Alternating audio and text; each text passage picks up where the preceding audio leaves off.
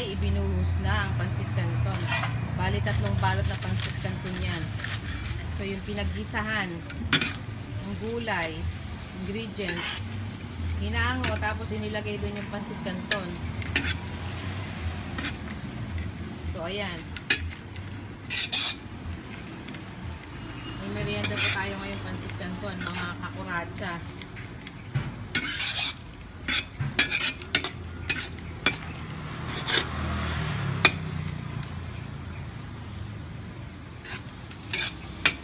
Kasama yung sa ingredients, yung mga pagganon.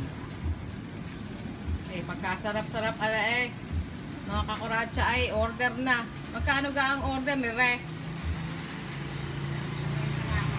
Ay, 30 lang ay may ka ng pansit. Ay, sus pagkasarap-sarap. Talagang ay umaapaw sa gulay. Ay mga kakuracha, rigang may problema tayo ngayon nga sa pagluluto. Ay medyo napaalat yung sabaw. So ngayon kailangan dagdagan ang kanton. Ay di mo makikita kung paano gayon ka sa kausay yung magluto. Kapag umalat paano remedyo. Oo yan o. Dagdagan nga ganang Pasensya na kayo, Diyos ko, mag-isa lang akong nagbibideo. Ayaw makipag-participate ng ibang mga kakuracha. Ako na, kusinera ako pang nagbibideo. Ayan. Tuloy ko saan at tuloy na pupunta yung aking binibideo na. Gara ako'y tubong Baliwag, pero bakit tubong Batangas ay yung aking punto.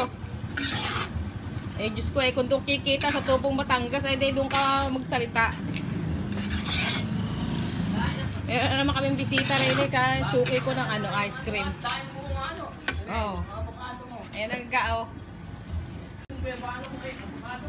Ayan, binuhos na. Binuhos na yung sahog. Diyos ko, gaire. May sago pala. Ito ang pansit na may sago. Tikman.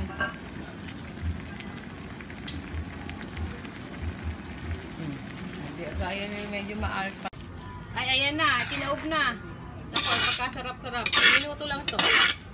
Ubus na.